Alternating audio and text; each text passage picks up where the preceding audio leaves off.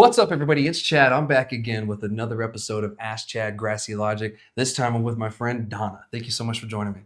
Yes, I'm happy to be here. Always happy. Me too, and thank you, for, taking time out of your busy day, because I know you have a lot on your plate with what you got going on over there. We'll get more into that in a second, but thank you all again for joining me, and we'll get right into the episode. So for everyone watching and, all my listeners, could you introduce yourself? Yeah, sure. Or like who you are. I'm sorry, you already did your name, but who you are, what you do, and all that good stuff. Yeah. So my name is Donna, and I work for 420 Collections. Most people know me as Donna Marijuana because I'm everywhere. And I try to, soak up all the knowledge that everybody has when it comes to the cannabis industry. So yeah, I'm right now just trying to lead the ship that is 420 Collections. For my CEO, Miss Marvina Thomas. So she's got me running this this big ship, and I'm just super excited to get it going and be in the waters already instead of just dipping my toes. Yeah. You got that ship sailing, and it's going beautifully. So I'm sure we'll talk about more of that. And of course, collections for 420 Collections. I always flip it, my dyslexia. But I really want to dig into your past in the cannabis industry for a bit. So what got you started in the industry? So in the industry was actually getting to know what could help, like my mom, because she's a breast cancer survivor. Yeah. So I really just wanted to get more knowledge on that, and I actually started with MJ Espresso. Remember that? Oh wow. Yeah, so I actually started with them, ironically, Yeah. making drinks for them. So we were the first drinks in the market, especially here in Las Cruces. So Yeah. with MJ Espresso, I got started with them, and then the ship just took off from there. And I think that was back in 2014, but I was involved with cannabis way before that. So, but MJ Espresso is literally where I got my start, and now it's just food and cannabis. Yeah. For those of you who haven't been around since the medical days, MJ Espresso is now Pure Life. They were bought out back during the medical days, and they've been that ever since. Oh, yeah. So that's cool. Yeah, you remember? Were you back when they were in Doña Ana? Yeah. When they when they had there. That's crazy because they weren't always here in town. They were in Doña Ana for a little bit, which is just right outside of Las Cruces, and it was always interesting to go there because it's like right next to a gas station. And there's like in a little nook of the whole little area. Yeah, there's like I think there's like a Family Dollar. I was actually with them as a customer and a patient. Yeah. When they were in Doña Ana, and then I became their kitchen, I guess, when they moved to the Telshore location. Yeah. Which is now where clearly Pure Life is at. Yeah. They stayed in the same building and everything. And, I remember going there during the medical days and all that. And, I really loved the staff. The staff was always great. You bring your dog in. They always ask, oh, where's Kush? And this and that. And had dog treats. So that was always cool. So, you said that you got involved in cannabis way before that. So, like a regular teenager kind of thing? Or, like what got you using? Actually, so I was totally against cannabis growing up. Yeah. I was actually a Dare ambassador. So I was very much against everything, and I was like, oh my god, my friends in high school, I'm pretty sure they're going to be watching this and being like, I can't believe she's actually doing this, because back in the day I was super against it, but we all find ourselves with cannabis when we have to. So when I was much younger, my mom got diagnosed with breast cancer, and I slowly started seeing like a decline as like a teenager, and I was like, I couldn't see anything else helping her. And then I had a lot of folks telling me how cannabis had helped them out. So at that point, I kind of just threw myself into cannabis and just try to find every which way that I can help her. And thankfully she's still here with us. So that's one of the main reasons that got me into it, was more of the medicinal side of it, because I didn't understand it. I grew up with a whole bunch of people being like, just say no, and then going that whole route, and then when things really happen, you kind of find yourself like, okay, this is a medicine, this is how we are gonna use this, and this is how I'm gonna pay back to it. So everything that I'm doing now is just literally payback for me, as far as me as a person, because I still have my mom here. So that's 1,000% why I'm so involved with everything that happens with with cannabis, especially with 420. Yeah, that's dope. And, thank you for sharing that, because, I like getting into people's backgrounds where they really got into cannabis and what really brought them in, because everyone has their story, and sometimes it's just money, but most of the time, actually majority of the time, it's either a loved one, they were suffering something from themselves, like me, PTSD kind of thing. And I never really had a negative opinion on cannabis. I just didn't know enough about it to have a negative opinion about it back in the day. So I held just a neutral opinion, didn't know enough. I remember the DARE education and what little BS that we got. And it wasn't until I really started researching did I really find out how much we were lied to. And how much of this reefer madness really controlled the market, and Gino just sitting here listening for 3 years, I'm sure he's heard all about it, and every side of the argument and everything. But let's start talking about Collection 420 now. Like, how long have they been around? So 420 Collections has been. See, I did it again. It's okay. No, it happens to me more than I'd like to admit. So it's all gravy.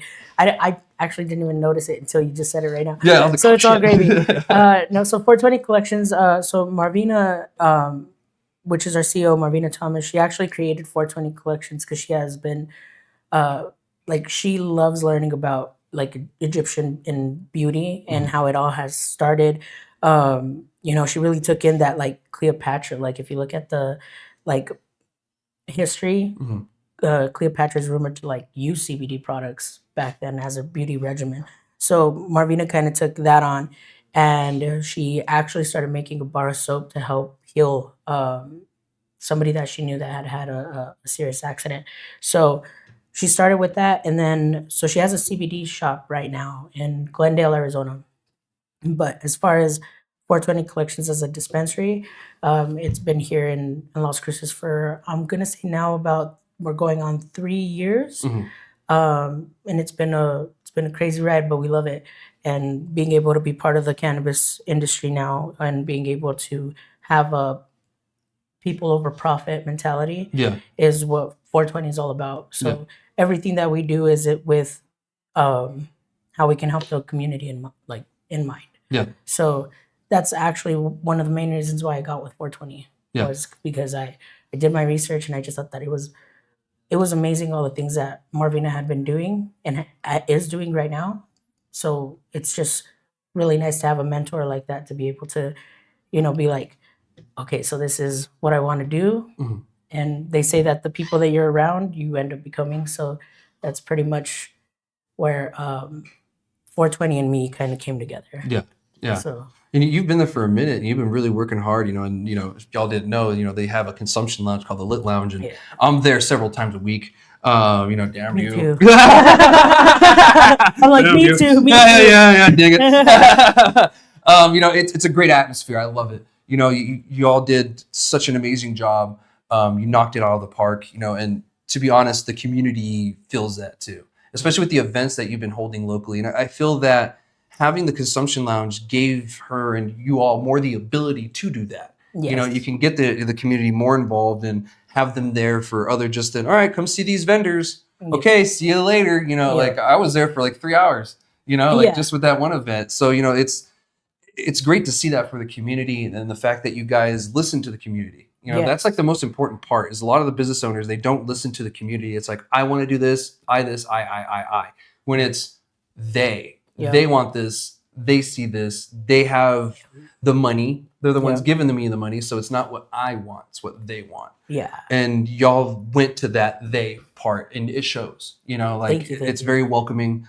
You don't have to make a purchase when you go in. No. And that's one of the things that really sticks you all apart. For some reason, a lot of other people went to the route where you have to purchase something before even going into the consumption lounge, which is new for any market, really. I was trying to think. I was like, who does that? What market really does that other than like the movie theaters? Where you have to buy a ticket before you go in. That's the only thing I can think of. Like a bar doesn't do that. Dave and Buster's doesn't do that. Buffalo Wild Wings doesn't do that. Oh no, yeah. I don't know how many times I was a bartender there for years, and I don't know how many times I had a person come to the bar and they got water, but the person they were with ran up a $75 tab. So there's all that hospitality. thing. Exactly. And you and I have had this conversation before, and this is not one of the first times y'all have heard it, but one of the few times I've said it, that consumption lounges are hospitality; they're not retail, and that's a firm belief, because even bars are hospitality, not retail. So you have to take that same kind of thought process. How do they make money? How do they get around it? Because it's not retail. You're not Walmart. No, like you have to have the entertainment. You have to have being welcome and everything. So how do you guys really accomplish that? So honestly, we were listening to what a lot of people were saying on the consumption side. Yeah. I've gone to many events in Albuquerque, and I have amazing relationships with the consumption lounges over there. I go to Stoned Desert. I go to Enchanted Botanicals. I've gone to Thrive, Oasis. Like all of these places have some amazing lounges. But we did put our heads together, and we were like, okay, what could we do different? Yeah. That makes it more welcoming. Yeah. And actually, I was listening to one of your podcasts, and actually one of your Instagram stories, and a lot of people were really moving towards that of why do we have to buy something when we go through retail and then have to go back? And then I think the part that really got me was, why do I have to keep on going back and forth? Yeah. When I want to be comfortably right here with my friends. Yeah. You come back to the conversation, you're like, I just lost like 4 minutes or 10 minutes of this conversation. Sometimes it's just like, I just want to be able to enjoy it, smoke, my dude. Yeah. So we were really like, okay, is it really going to affect our overhead if we do that? And honestly, it has not. It's amazing. And to be completely honest, it works out for us because we do have the restaurant attached to it. And then we also do try to have more of that hospitality rules versus retail rules. So we're very much about listening to our patients, our customers. We have a suggestion box because we want to hear what everybody is. Yeah. This is a place that we want you guys to feel like home. We also want you to feel comfortable, to be able to invite your friends, to be able to invite your family. I love seeing people bring their parents, their grandparents, their cousins. I've brought my parents. Yeah, exactly. And I brought my mom too, and my sister goes there a lot too. So I love having a space that is welcoming to the point where you can bring like your grandparents. Yeah. And you're able to enjoy yourself in a way where you're like, you don't feel like, oh man, like I'm still kind of just smoking undercover. And it's like, no, not really. We want you to be able to have a fun time, be able to enjoy yourself, be able to eat something, and still have that hospitality that you would see at like Bubba's or like at any other like Buffalo Wild Wings. So the one other thing that we also were really wanting to do is have a space for micros, for MSOs to be able to show their product, because the one thing that we really want to do is try out the product. Yeah.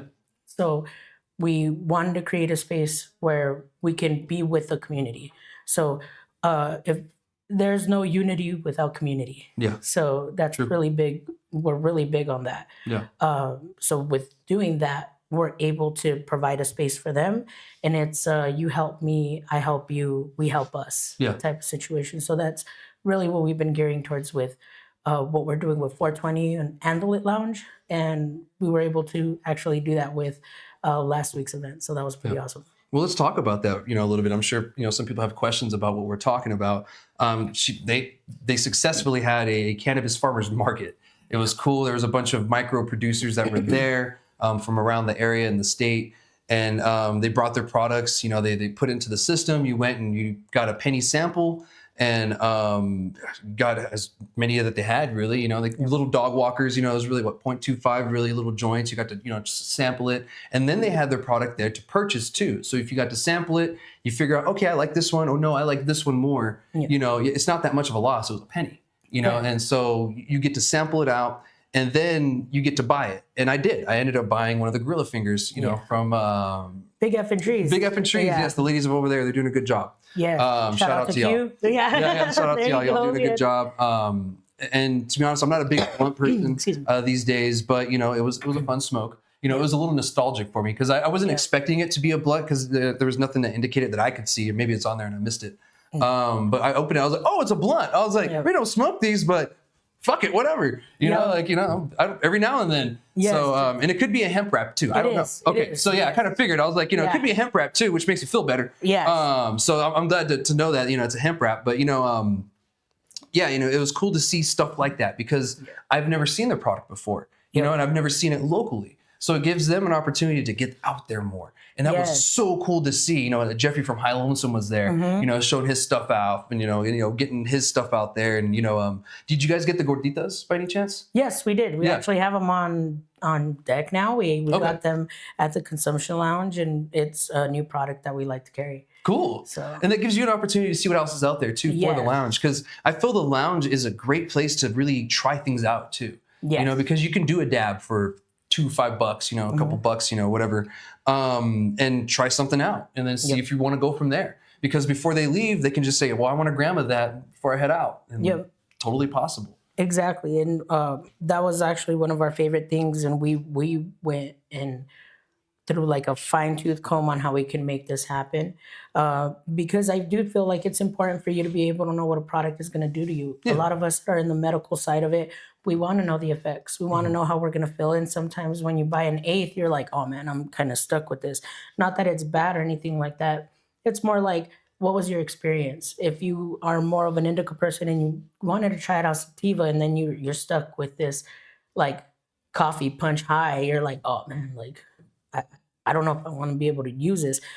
But if you have somewhat of something to be able to give some feedback on, then you kind of have an idea of what you're going to be getting yourself into. And I think that that's a beautiful thing for growers to be able to tell the consumer about their product, because nobody's more passionate about their own product than the person that's growing it or the person that's doing that. So I feel like that's an important conversation that should be happening between our farmers and our consumers, because at the end of the day, the questions that they have, the best person that can answer that is the person that grows it. Yeah. And I love being able to have that that availability to be able to get that information. Yeah. Especially it's right there in front of you. Directly there. Yeah. Exactly. And I love it. And, you know, not many places have done something like this that we have. They've done like a farmer's market, but, you know, coupling it with a consumption lounge is just perfect. You know, it's a perfect recipe for many things. And I love it, you know, and it was such a fun time. You know, I got to see a bunch of faces I haven't seen in a long time. Met new faces, of course, too. That was the best part. And, of course, just enjoyed a good time. You know, like, oh, did you try this one thing? Yeah, how'd you like it? You know, you get in that conversation and everyone starts talking about it. And then now you guys get a new product that you get to sell to people. Because, you know, I do enjoy the gordita sometimes from Jeff, you know. So I will probably pick one up while I'm there. You know, and it's a good sesh joint to have, you know, because usually when I'm there with a few people. So, you know, we're session the whole time, whatever, you know, or drinks too. We'll get onto that in a little bit in the drinks. I got a whole little segment for y'all on that one. I don't want to spoil it. But yeah, you know, it was a really cool event, and you know, I'm excited to see what other new events that you guys have. So what's the plans for the, you know, new events at the lounge? So right now what we got going on is we have bingo nights, which is more on the like softer end, but you know, we bring the community out. We get to have you guys come out there. We have been having our senior Saturdays where we have the seniors come out, get a little education on what we got going on. We show them everything but dabs. We try to take our time with that one, just because that's a concentrate. No, yeah, so I agree. We want to make sure that we're not, you know, going against any of the medications that they may be on. So it's really about education on topicals, on flower, edibles, whatever questions they may have. We make it a safe space for us to be able to do that. We are going to be having a event pretty soon, actually, for our veterans that are coming for the Death Memorial March. Oh, I found out it's Bataan. Yeah, I had no clue. I actually just learned that myself as well. Yeah. So I don't want Lady in Hawaii corrected me when I said baton. She thought I was Filipino and got mad at me. I was like, I don't know, lady. So I actually just found that out myself. So we are having an event for them as well on the 21st and the 22nd for those veterans that do participate or want to learn more about it. We're pretty much having open house so that they could go ahead and check it out, meet other veterans. I know that there's a lot of people that are coming from all around the world, so this is a brand new experience. It's so the march is on March 22nd. We are going to be having those events on the 21st and the 22nd. I'll be there. Yeah. Yeah, so I got to support my battles. Yeah. So, and we're just pretty much making it an open house so that they could check it out, have an awesome place to smoke, get something to eat if they're hungry.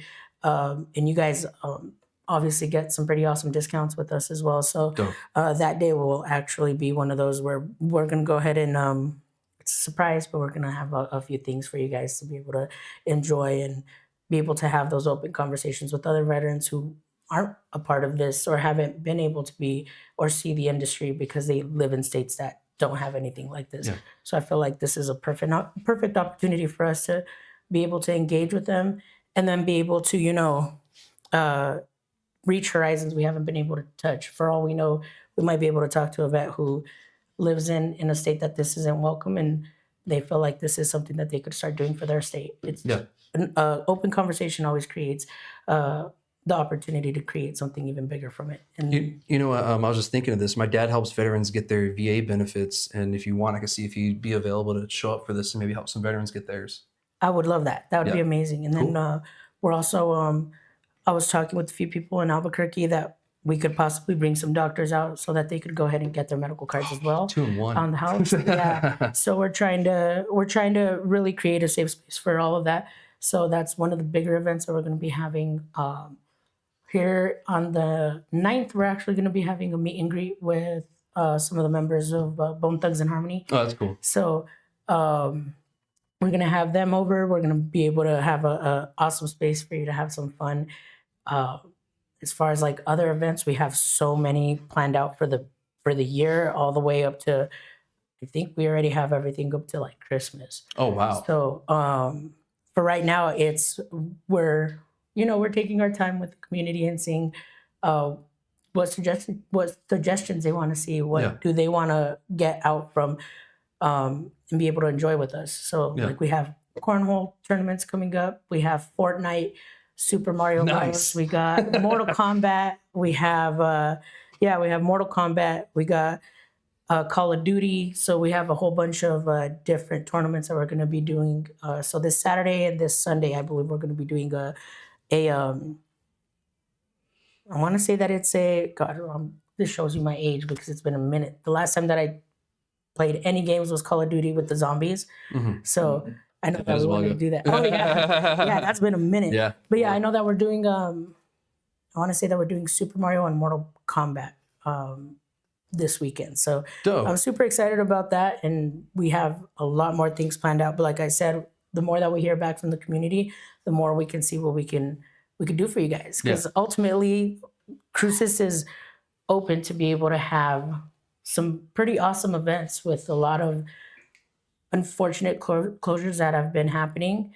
I feel like this is a open conversation that we can all have where we could be like, okay, what does Crucis want? What would you guys like? Yeah. Talk to me. Exactly. And that's great to hear, because, like I said, not a lot of places listen to what their consumers have to, say and what they want. It's just like, no, I'm gonna do this because I want this. Like, okay, my bad. We are more about being able to have, like I said, and I keep on saying, the space where you feel like your friend's house, your best friend's house, where you would go in there, you'd smoke, you'd watch some TV. I mean, there's times that we have Bob's Burgers playing in the background. Yeah, it's pretty funny. Yeah, and then we also allow our customers when they come in, if it's a good night and it's some pretty good music, let me know what you want to listen to. We could put it up there. I mean, like for your birthday. I was going to say, my birthday, you guys put my reggae music, island reggae music. I was like, oh, this is dope. Knew like so many of the songs. It was great. A lot of nostalgia. Yes. So, it's honestly, we're just wanting to really be more a part of our community. And it's clearly happening. Yeah. And I can't thank Crucis, El Paso, Albuquerque, just everybody enough for coming out and even checking us out, giving us a chance, and saying all these wonderful things, because that means that we're doing something right. Yeah. So no, I agree. You all are, even one of the employees the other day, I told her, I said, you know what? Your customer service is on point, dude. I was like, on point. She was like, thank you. And I was like, yeah. No, I mean, it's rare these days. Yeah. to see customer service that on point. I had a question. She's like, I can replace it if you want. I was like, no, I was just asking about it. I was like, thank you, though. I was like, damn. Yeah, we all have the same love for what we do, and we're all passionate. I actually want to say, and they've given me permission to say this, but we all have our medical cards as well. So we all have experienced the customer side of stuff. So we genuinely try to reach for the stars with that. If there's something that we don't know, we do ask for answers or we look for it. Yeah. We don't just try to assume that we know everything. And that's what I love about my staff. They're the reason why we make stuff happen. Yeah. So shout out to you guys. You guys do an amazing job. They're rocking. And one thing I thought about right now is when you work at a consumption lounge, you're not a tipped employee. Well, you can get tips, but you're not making the $2 an hour. Yeah. You're making like a bud tender wage. So, I mean, this is great for them too. Yes. They're not sitting here having to crazy hustle, whatever. They could get to actually take their time, educate, figure out what they want, have a good time with it, not being stressed about, am I going to make rent this week because I didn't hustle enough, and I didn't, try to sling this rosin that person didn't want, but I pushed it on them, you're not forcing people on that. And that shows that, that the tipping culture is kind of something that we can go away from, like it doesn't have to be that way. And, this is a success story for that. Yes. And we actually have our tip, our employees get tipped as well. Yeah. So that's great. We find that that's the best way, because honestly, this is your time that you're also putting in, giving people information, or also learning from the customer. From the service. Yeah. So it's awesome that we're able to do that for them. They do an amazing job, and I couldn't be happier with the team that I got. They are honestly the heart of the whole operation. And the way that I look at it is, they know, and we always say it when we're out there, we always look at it from the customer and the patient side. So we always try to do that. I mean, are we human? Are there human errors? Of course. But we always try to, I'm not going to say make up for it, but we don't fall back, we fall forward. Yeah. So when we fall forward with our foot on the ground, and we're ready to pick ourselves back up. So I love that we are able to do that. And it's still a learning experience for all of us. Yeah. And I wouldn't choose a different crew with that. Yeah. So how did the owner enjoy, the event and everything? She must have had a blast. Oh, she loved it. And she loves being able to speak with the community. She knows how deep rooted we're really trying to be, and we're trying to really put our roots into the soil and just make ourselves stick. And I can already see that. So she is, honestly, I feel like right now she feels like she has the best team. We have really good outcomes with what we've been doing with the community. So I feel like I'm at a loss for words, because she just felt like what we're trying to do with the community is exactly what we're doing. Yeah. So we're not trying, we're doing. Yeah. I agree. And seeing the outcome with the Micro Cannabis Alliance, and seeing the outcome with a lot of the events that we've had, it's just a perfect example that when you listen, they do come. Yeah. So it's an amazing thing to be able to show our CEO, like, this is what we're doing, and this is how we want to keep on helping the community here in Cruces. And she's all for it. And she's listening. She's making sure that my ears are always on what's happening out here and what you guys want to see. So just to be able to have a space to be able to do that is awesome, because I don't think we've been able to have something like this, but we're all about collaboration. Yeah. And that's where I want to keep on taking this. So anybody that sees this that wants to like work with us, let's get it. Let's do it. Dope. Down for it. Heck yeah. Well, I appreciate that. And before we move on, I wanted to mention the Bataan Death March for those of you who aren't from New Mexico or don't know. It's a death march pretty much remembering a bunch of soldiers, I believe it was of World War II. And actually, it was a National Guard unit from New Mexico that had the most people that were on this. And they were literally pretty much marched to death. And it was a very terrible thing. And, we commemorated it, every year with this march where anybody, but mostly military members, go and they do this. I think it's a 50 or 25-mile march. And they do it here in the middle of the desert. The conditions are very harsh. Not everybody makes it and finishes it. A lot of people fall out. But, it's one of the things that they all do. It's kind of like a pastime thing. I grew up with it my whole life, so I never wanted to do it. So when I joined the military, people would always ask me, like, oh, did you ever do the baton? At the time, I didn't know it was Bataan. And I'm like, no, no, no. And they're trying to give me a do. I'm like, no, no, no, I'm good. I did the 20-mile ruck march in basic. I'm good for a lifetime. Yeah. Screw that. But, to the ones that do it, my hat's off to you guys. Yes. You're doing it for a good reason, remembering the people that served. And, and it's a historical thing because, that was a lot of people from New Mexico that were a part of that. Yes. So it's cool that you guys are doing that too. I just wanted to throw that out there. I forgot to mention it earlier. I was like, oh wait, there's people who probably don't know what that is. So yeah, that's what the Bataan Death March is. If you want to join, I'm sure there's information online where you can, join the Bataan Death March. But they're going to have something at their lounge. And thank you so much for, having this conversation with me on the lounge, which you guys got going on yourself. But let's jump over to the NM Legis update, and we're going to finish that out. But is there anything else you want to mention before we move on? Honestly, just thank you, Las Cruces, for showing up and for keeping us up to date with everything as well. Give us ideas on drinks. We want to be able to see what we could do for you guys as far as what new stuff do you guys want to see. I want to hear about it, and let's make it happen. Oh, definitely. We are having some new mocktails out. We'll be having them out in the next week. So we'll have everything from, I believe, margaritas to like some cherry bombs to whole bunch of new different drinks that we'll have in line. So cool. Yeah. So it's not just gonna be the juices, which I love, don't get me wrong. Yeah. But you're gonna have a variety, so I love that. And you know what? We'll get on that conversation towards the end of the show because I have a whole segment and we can talk all about it because I'm excited, about the drink stuff. I love the drinks. So let's get on to the NM Legis website. That's what I've been using a lot these days, the NM Legis update. So as of right now, there's a bunch of stuff going into the legislature. I know last week it was kind of and last couple of days, to be honest, has been kind of slow, but things are picking up, and I got some updates for y'all. So you guys remember that HB 346, the synthetic hemp, banning all those products? Remember how it was dead? No, that zombie of a bill might be coming back. I got word yesterday that it's most likely going to be heard in the House Commerce, Economic, and Development Committee. Again, they're going to try to revive it. I'm not sure what the arguments are going to be or what's going to happen. I just got word that that's most likely going to be the case. Now, what this bill does is it bans all the synthetic and semi-synthetic cannabinoids that are derived from hemp, delta 8, O, HHC, etc. Now, if you make these products through a natural process, which there's in such small, minute quantities that you need so much material, it doesn't really make sense. That won't be illegal. However, one thing this bill does is it also makes possession of these illegal too.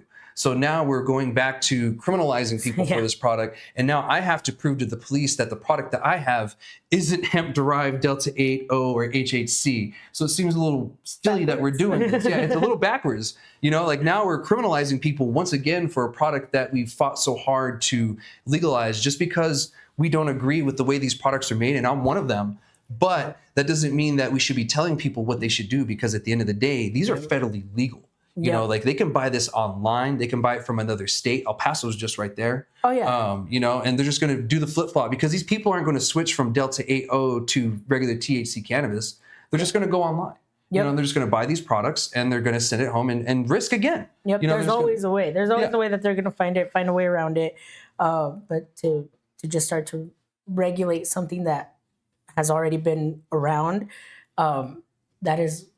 I think right now I feel like we're going backwards when people are like, oh, I made a 360. And you're like, you mean 180? That's what we want. We want 180, not a 360. It's like we're a salamander that just regrew its arm. And it's like, man, I'll never stick my hand in an alligator's mouth again. And then we see a crocodile. And we're like, what's that? And we stick our hand in it again. It's literally what we did. We didn't learn from our mistake at all. Correct. That banning things does nothing at all because now your local neighborhood friendly plug, he's going to be making a lot of money on these products because he can buy them by bulk online and just slang it all day. And it's going to be easier than him trying to get products from California or whatever, and do it that way. These products are federally legal. There's no way that they can enforce this online. And they even said that during the last committee hearing that there's no way we can enforce this. So I'm kind of confused why they're still pushing for this because all this does is creates a criminal network again, and it raises more stigma on the cannabis, does nothing for that, and it just is a bad bill. Like, I get it, we don't like these products, but at the same time, there's nothing we can do about it if it's federally legal. Because there's just nothing we can do. And to be honest, like, we shouldn't be doing this because the only people that are going to suffer are the minorities of New Mexico. We're going to be back to going and per usual. And now, like I said, I'm going to have to convince the cop who pulls me over that I'm not smoking Delta 8 or I don't possess any Delta 8 because there's no smell difference between the two. Like, you can't tell me one, even hemp, all of these, you can't tell which one has THC or which one's a banned substance. Yep. So now we're muddying the waters even more, adding more. And it kind of worries me, something for this. So what's your kind of thoughts, so far? I think it kind of also puts our law enforcement in a weird situation. Yeah. Because right now they're not necessarily looking at our cannabis and thinking, oh, is this, or this? But we also don't know what kind of education our law enforcement has on cannabis. Mm-hmm. So it's one of those things that it's more of a personal view. And I'm super against personal views when it comes to your profession when you're in law enforcement. Just because what you may feel personally is not necessarily law, but what you're bringing in as far as what you're educated on with cannabis or with cannabis just in general. What you know about it is mostly personal, and possibly training that could be, because we don't know these things. It's not like this is something that's open to us or what we know on what they're educated on. But for all we know, they may still be in what we just talked about, the dare stages of, well, we don't want you guys doing this because it's reefer madness. Yeah. So to be able to bring them back and then say to now look at our stuff, it's going backwards, and it's doing the 100 steps that we took to get from point A to point B. It's taking us like 200 steps back. Yeah, which I find ironic and also a little bit saddening, just because it's just like, okay, so we've done all of this just so you can come back to this. And I could see where, you want to make sure that there's public safety, but I promise you, I feel like there's a much more bigger fish in the sea to fry when it comes to the safety of the people of New Mexico. I can guarantee you that right now, Delta 8 is not something that is as big of a discussion as like our homeless problem or bigger things that we could be focused on helping our folks with mental health. Yeah. So to be able to focus on this and not on that, it's like watching a snake in the grass and being like, no, but letting the fire happen in the back. Yeah, it makes absolutely no sense. Yeah, it doesn't, because just bigger problems come from this. And this is a heavily backed bill by the corporation companies. Now there's some cannabis businesses that are backing this too, but the reasoning is that they're not going to be able to make it because these products are taking money from them. I'm like, well, that's not fair. You have local New Mexican businesses that are making money off of this, and you're just telling them, no, you don't get to make the money because I'm not making all the money. That's not fair. Exactly. I get it. The cannabis industry people are, having a hard time, but it's not these people fault, the fault of these people that these products are federally legal. Correct. And they haven't fixed that issue or done anything about it really essentially yet. Yeah. So, that's the case. That's how it's going to be until something changes or whatever. And to be honest, we need to mix all of this stuff together, because at the end of the day, the only difference between cannabis and hemp is a percentage, a percentage number that's arbitrary to start with. And like a molecule, which is placed like a 1/10 of a degree, a little bit lower. Yeah, exactly. We're really making this more confusing, and it doesn't make any sense to me, because you have just a product that just needs regulation. It needs to be regulated more. It doesn't need to be banned, because we're going to shoot ourselves in the ass. And the reason why I'm saying that is because they can use these same exact arguments that they're using for hemp and that the cannabis people are using too for cannabis. Yep. So the legislature can go on later, and they will, because they do this all the time. They say, well, we did this for hemp, why not do it for cannabis? Because they already think that we're getting special treatment as is. And they're already making those arguments a lot of the time. So they're going to, and I'm not saying this could be a possibility, they will use these same exact arguments to crack down on cannabis even further. And they're even going to have a police force to get all this off the streets and everything and out of the stores. So this just doesn't make any sense, and is a waste of resources. So it really is, especially with the money that the cannabis industry has brought in. Again, there's a lot of different things that could go towards instead of something like this. Yeah. And to break down something that it's like building what is it that they say when don't rebuild the wheel, it's already there. Yeah. You don't have to go back to that. And I totally agree with you. They will use the same language that they use for this bill to be able to do something else with cannabis. Yeah. And right now I feel like cannabis is really up in the air with the new administration. And I really hope that we're keeping up with making sure that cannabis is still something that we can all succeed in and do what we need to do with, and patients and customers are able to get what they need from it. But I do feel like exactly what you're saying, where it's like once they use this language, it's not going to stop them from trying to do something else with cannabis. And we should always feel like cannabis is always on the chopping block.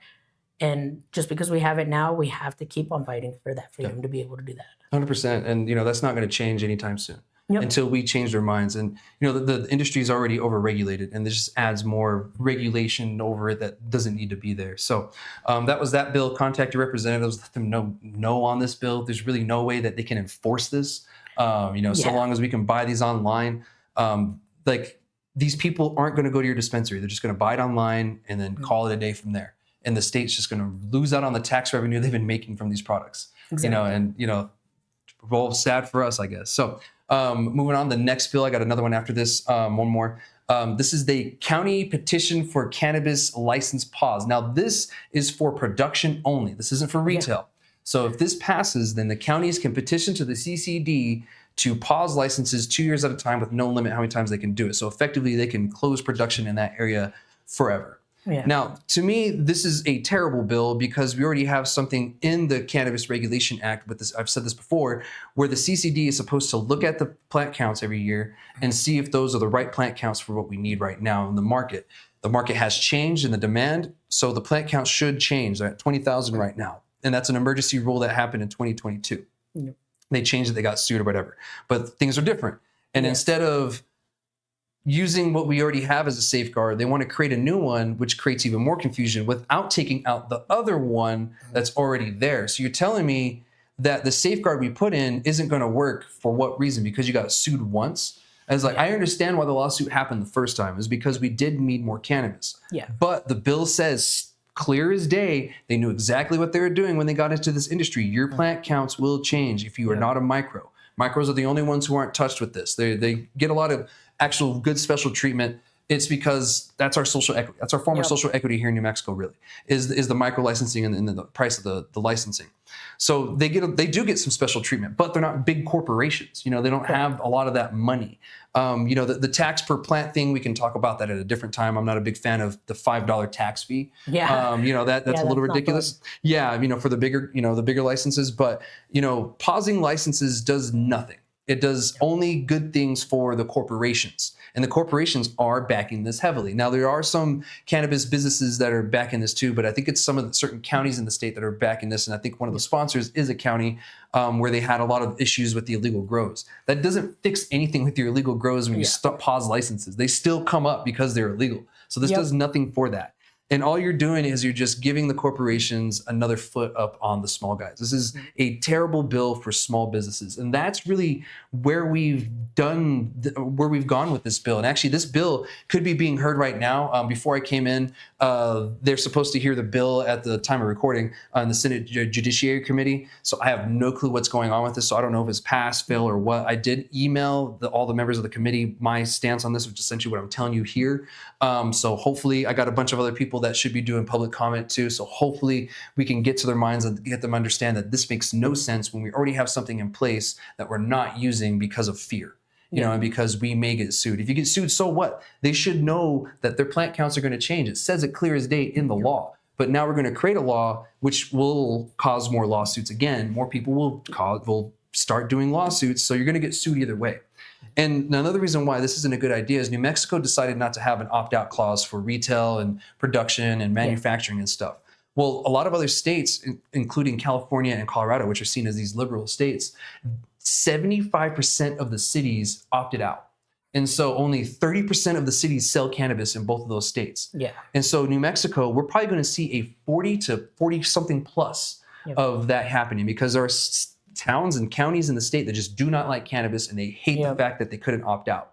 And it's not even the fact that the residents don't want it there. It's the fact that their representation in the city hates it, or they're bought off by someone else, some other big, dispensary that's in the area or something like that. Roswell's one of them that comes to mind. They'll probably be one of the first ones to do that because they can, the people that they help are going to corner the market.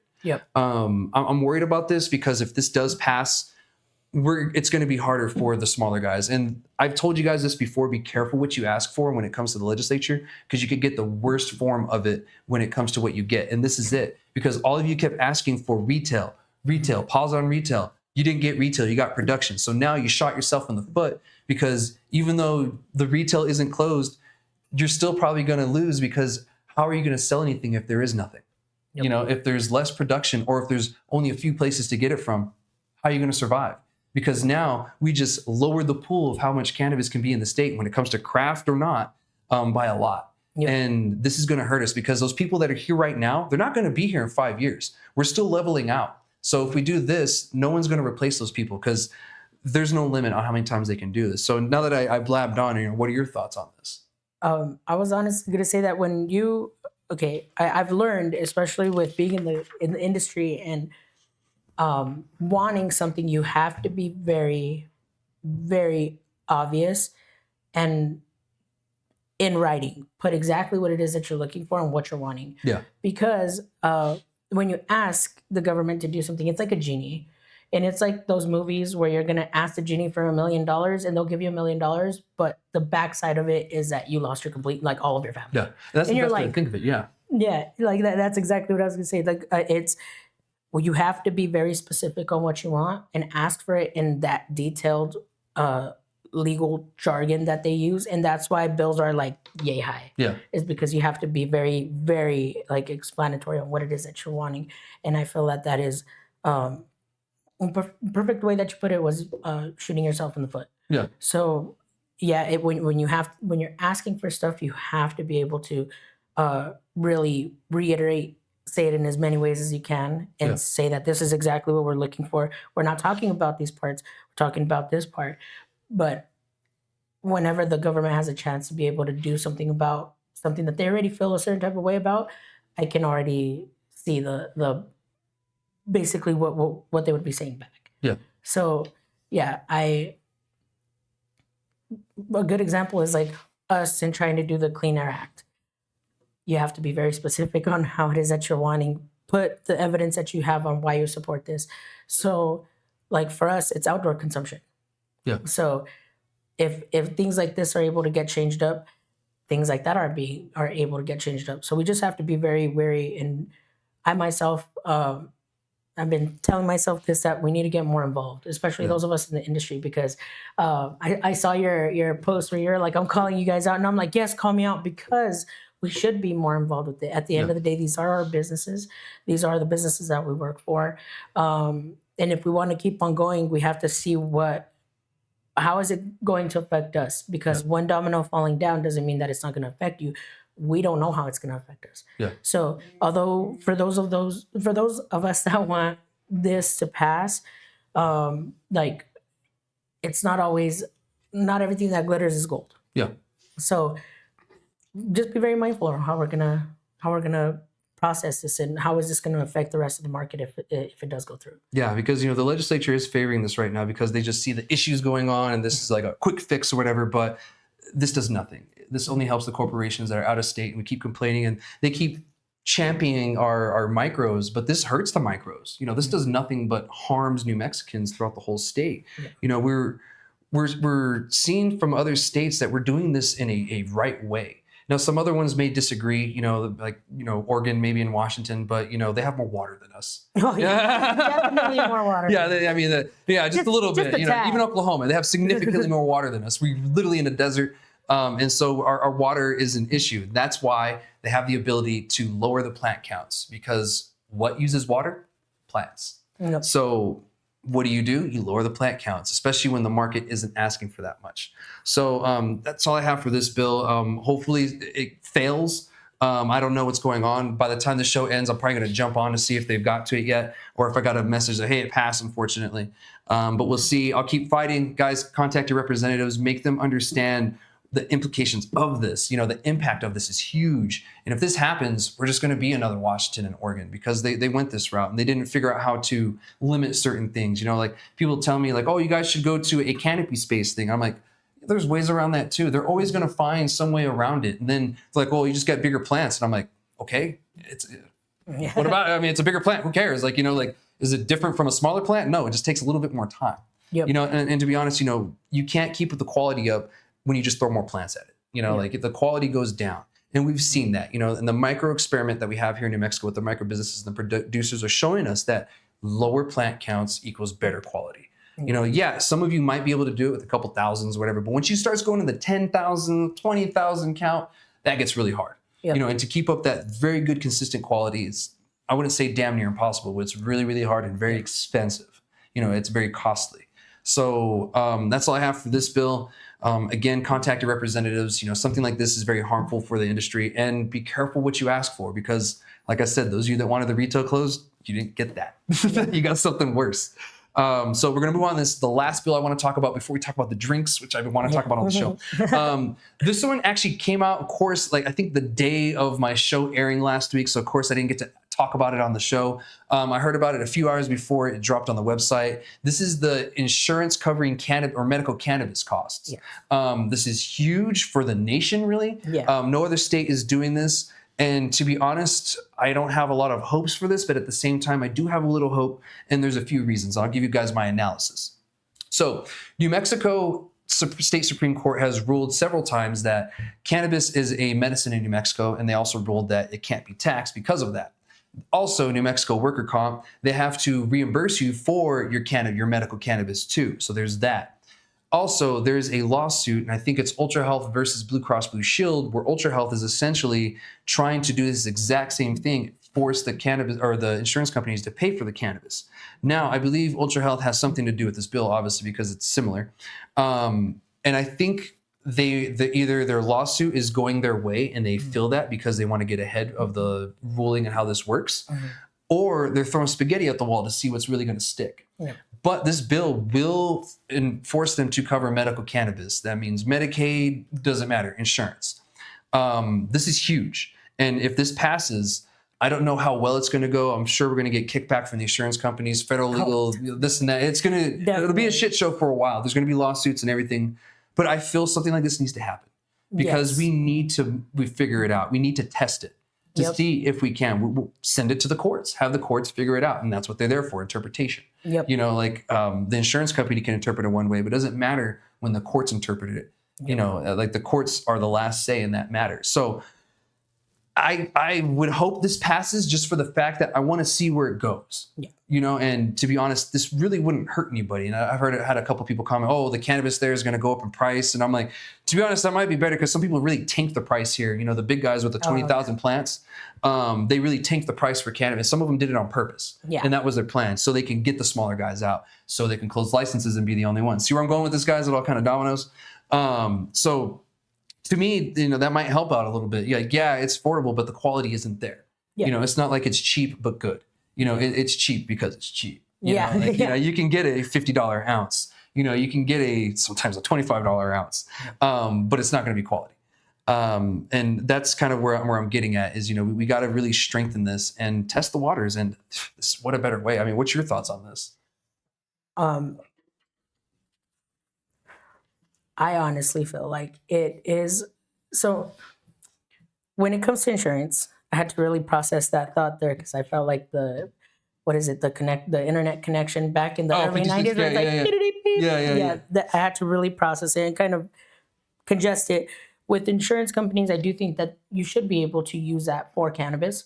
If you're able to use it for Viagra or something like that, then I feel like, why not cannabis? I think the only thing is that we have to be prepared for the kickback from insurance companies, because there's going to be a few of them that I can already see that are going to laugh at it and be like, absolutely not. And it's like, okay, why not? Why? And that should be the main question on why we ask and what we're asking, because most people will be like, well, yeah, you guys feel that way, and you guys are kind of giving people or insurance companies a reason why they shouldn't. But I think that the main question should be is why, and then just let them talk. Essentially, they'll let you know that it's all because of money, and most insurance companies want to keep their money. But if you're paying for a service, and a lot of us are putting our money into Social Security for Medicaid, I think that should be something that we should have an open discussion about and be able to implement, because there are a lot of folks that do need it just as much as our other medications, and it should be something that is covered. At the end of the day, these are things that we have, again, fought for. And as far as our health, that's a big thing. And I think the one thing that I can see as well with this is a lot of the pharmaceutical companies giving us like shit for it, excuse my language, but because insurance companies do work with pharmaceuticals. If we're using cannabis to help out with things that pharmaceuticals can't do anymore, and the cannabis is taking more of that, I can definitely see like a lot of headbutting and even a lot of more disagreements and discussions. So we just have to be prepared for that. Yeah. Because ultimately that's going to be the big thing. And a lot of them are going to use the federal with that. But as New Mexico, and being the first state to actually accept it as medicine and have medical program, being the first in like the United States to do that. When was it? Back in the 70s, I believe, right? So I think that because we have that background already, it should be more accepting. We just have to be prepared for all of the things that could possibly happen. It's always having I always say this, have a backup plan to back up the backup plan. Yeah. So as long as we have something going with that part, I feel like it's something that could happen. And us as retailers, manufacturers and all that should also be prepared with that. Yeah. Because I don't like to say when it does happen for us, we should be able to provide our customers and our patients with something that they can utilize, but not gouge it to the point where it's like an inhaler or an EpiPen, where it's like, oh, now it's $500 an ounce. Absolutely not. Yeah. Let's make sure that we're still thinking about the patient while still trying to make something happen with insurance companies. Yeah, and I hope we don't see certain companies try to corner that insurance market where you can only get your cannabis paid for if it comes from X dispensary or X company. That's something that scares me in the end, with it, because that takes away from the patient, because not every city has that particular dispensary, I'm sure. And you're really screwing the rural patient over. So that's kind of my concern. Do I see this passing? No, but I do have small hopes for it. I don't believe it has 3 committees. Usually when you have like more than 2 committees, it's like death by committee for the bill. It really won't go anywhere. So I do believe it only has 2 in this house, or in this chamber. And I think it has 2 in the next, or we'll have 2 in the next. So we'll see.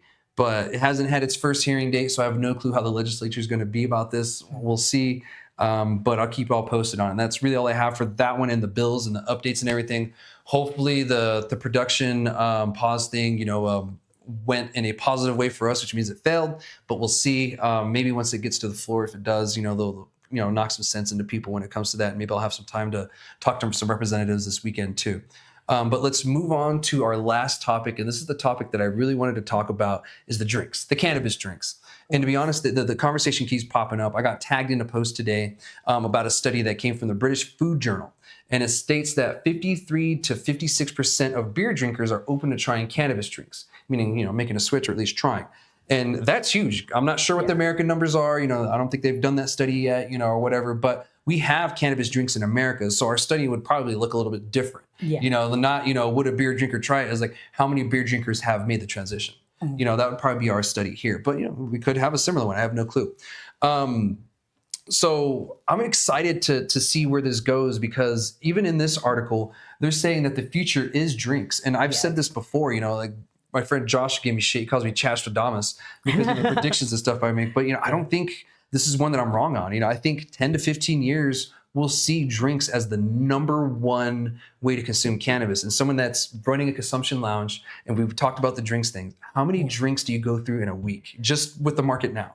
In a week, we go anywhere. Well, we also look at this analytically. So what kind of week are we having? Is it is it a holiday or anything like that? So on a regular week, just through consumption, we'll go through anywhere between 100 and 150 drinks in a week. Yeah.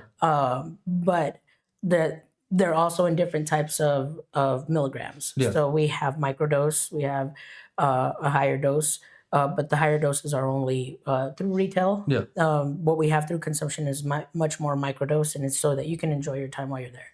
Yeah. But yeah, drinks, that has been my thing, and that's again how I got into with MJ Espresso, was making drinks for them. So I have been on this boat with you, just on different sides. Yeah. So yes, I do believe that we are in the future. The future is now. Yeah, you're right. The way that the way that we are going about it is just being able to figure out how we can change them up. Drinks are ever changing. Yeah. So we do have, our drinks that we have like in wholesale and all of that, but we also are going to be creating some drinks for our consumption lounge and for other consumption lounges to also enjoy. Yeah. Like I said before, we're all about collaboration, and we want to work with other consumption lounges because we may not have, another consumption lounge may, and again, it's all about the customer and the patient that's coming to us. Yeah. So in doing that, I feel like you're also being able to try different types of drinks that there are in the market. I know that there's Dixie. I know that there's we have Baked Chicken Farm. Shout out to them. They're amazing. Yeah. Stone 8. Yep, Stone 8. Makes some They're really amazing good drinks. too. Yeah. There's a lot of different types of drinks that you can get out there. It's just what it is that you're looking for. Yeah. And they're, again, ever changing. You have everything from carbonated drinks to just mellow out drinks. So right now, the future is looking bright for drinks. And I have been saying this for a while, but now being in the consumption lounge and being able to provide these drinks for people to be able to enjoy inside, that is something awesome too, because a lot of people that were part of the bar scene are now trying to have something that's a little bit more calmer. Yeah. So with that, we can go ahead and utilize that. And then for us, we actually do have a non-smoking section. So if you do just want to have your drink, be able to have your food, you can do that as well. These are the options that everybody should have, whether you smoke or you're able to have it in an edible or in a topical. You should be able to enjoy cannabis the way that you want to. Yeah, and I'm not saying that cannabis will never be smoked again. It's just not going to be the number one way. Right now, the number one way is smokable products. It'll maybe be number 2 or 3. But number 1 will be drinks, and drinks will be king one day. And the reason why I say that is it's less offensive. No one can literally say anything because they're most likely drinking something too. Correct. There's no complaints from people, just smells in general. There's none of this stigma around it for some reason when you smoke. And to be honest, we made smoking the devil in the 90s, and we've kind of continued with that. And that meant smoking anything, And so now we're kind of backtracking like, well, smoking anything is bad except cannabis. And it's kind of like, I don't know. Like, how long are we going to be able to hold on to that, before it gets to be like, no, that's actually not the case. And the science catches up, which science is already catching up. And every doctor I talk to tells me to stop smoking, stop smoking, stop smoking. Yeah. So I'm like, okay. And to be honest, my body's kind of maybe telling me the same thing too. And I think drinks might be that route. But my message to the drink makers, please stop making them so damn sweet. You can literally put an elephant to a diabetic coma with some of these drinks. And I'm not, just singling anybody out or anything. Your drinks are really great, to be honest, and not too sweet, which I do enjoy. But some of them I tried, I'm like, oh, that's like syrup. I'm like, whoa, you don't have to mask the weed with that, man. That's crazy. You can get bitter. Like, I want a Bloody Mary or, a Bloody Jane, kind of drink thing too. I want something spicy, something bitter, and you have the vegetable stuff in there too with the V8. Yes, and that's actually something that we're going to be doing in our consumption lounge. Oh, dope. So we're going to be doing, there's certain events that we're going to have kind of like a open bar type of aesthetic, or where you could go ahead and make your own type of Bloody Mary, but with cannabis. So the possibilities with drinks are endless, and that's what I love about it, and that's what I've always loved about it. So being able to have the consumption lounge to be able to make something different, that is an opener, and I don't understand why. I know I've seen other people do it, and that's amazing, and I love that they're doing it, especially with CBD drinks. Chef Charlene, shout out to her, she's doing an amazing job with those. And the People's Dispensary, they've worked with us as well. They're amazing. We know that we could go ahead and do that, and we shouldn't be scared to dip our toes into that. Yeah. So with us, there's a few different events as well as that we're doing, like a Boss to Bosses, which is having a lot of the females in cannabis get together and be able to have the space for them to be able to enjoy, like I always keep on saying. And that's going to be one of them, where we're going to be able to enjoy some different types of mocktails where they're just not like a Cosmopolitan or whatever. You can have yourself your spicy, your bitters, be able to have a slush, a milkshake. Those are the types of things that we're gearing towards. So I'm super excited, because it shouldn't just be fruit drinks and sodas and coffees, we can go ahead and touch every part that we can with drinks. Oh, dude, I agree with you on that because like it's so wide. Like you can have a milkshake brand called Boys to the Yard. You know, exactly. you know, like it opens it up to so many things, and you know, even ice cream. You know, like there's ice cream in the state now. You know, and some of them are really good. Like Dutch Bliss. Shout out to Dutch Bliss. He makes a really good. Actually, it's not even ice cream. It's whatchamacallit. Yeah, I know what you're talking about. It's like Halichis. It's not ice cream. Yes. It's whatchamacallit. Huh? Custard. Custard. There you go. I needed help from my producer on that one. Custard. Stoners. Yeah, it's a custard. I love custard. You know, it's a medicated or infused custard, and it's really good. He uses hash rosin, and you know, it opens up for Rupert Float. You know, and stuff like that. Exactly. And, you know, I think that would be great. You know, and with drinks, you can have a 2 milligram. You can have 100 milligram. You know, you could do a shot essentially. You know, with the nano emulsify technology getting better and everything, you know, and, you know, it's really not that hard of a process. You can do it in a smaller lab. It's just you're not going to be able to do as much as other people. Some might be more of a specialty thing, maybe more the shots. So I really like the fact that you guys are going towards more of like the mixed drinks, you know, because I think that's the next level for the drinks, because we've seen on the hemp side and the hemp derived that, you know, they're in restaurants, they're in bars, they're in gas stations, you know, you can get them essentially at sporting event venues. So it's becoming normalized on that sense. So, I mean, we may see this become number one consumption for cannabis faster than 10 years if things change on the federal front sometime soon. If not, it may be that 10, 15 years. That's why I'm giving it that much time, because right now we're kind of in a stall when it comes to something changing at the federal level. We're a lot of uncertainties going on. You know, one area yes, one area no, and another area fuck no. So you know, it's kind of weird, and it's all over the place, and we have no clue what's going to go on. I don't think we're going to get cannabis legalized on the federal level with any time in the next few years. It looks kind of grim in that sense. So let's hold on to what we have right now. We could bet on descheduling, but I don't know. I don't think that's going to happen. I think right now anything's possible at this point. So I would hope that it's something that we can. But to go into that is like doing a cold plunge, and if you're not prepared for it, it's gonna hurt. Yeah, definitely. So I'm curious to see where it goes in the end. But I am excited to see where drinks go, because now we are seeing it. You know, going to your dispensary, I get a drink every time. And when I'm there, I see people drinking the whole time too. You know, they're all getting drinks. And there's times where we're like, oh, we're making a new batch because, you know, you sold out or something. And no big deal, because you guys can make it right then and there. And it's awesome. And I love that. And, you know, they're good, you know, like they're like a Kool-Aid kind of taste, you know, but not too sweet, you know, and I really like that. And I'm really excited to see these mixed drinks for sure, you know, like get a margarita. Yes. We're going to be doing a whole bunch of different stuff, especially because our consumption lounge is also open to be rented as an event space. So we utilize that, where we have a lot of the folks that are utilizing our space, and we ask them, okay, well, what kind of drinks are you looking for? And then we give ourselves enough time to be able to get everything tested, doing it everything the right way, making sure that we have our SOPs with that as well.